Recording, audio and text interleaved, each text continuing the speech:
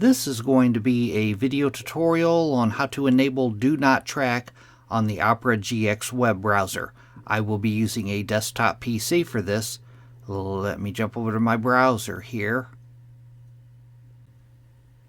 I am on the Opera GX web browser now. To enable Do Not Track, it's very easy to do. The first thing you want to do is open up Settings. You want to go off to the upper left-hand corner, up to the little red O logo. You want to click on that.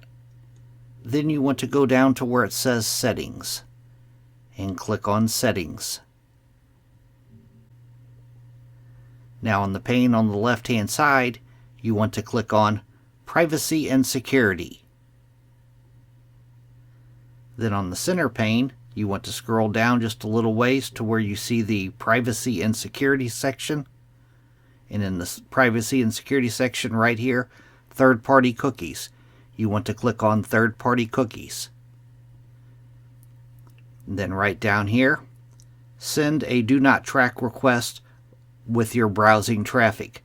Sites use their discretion when responding to this request.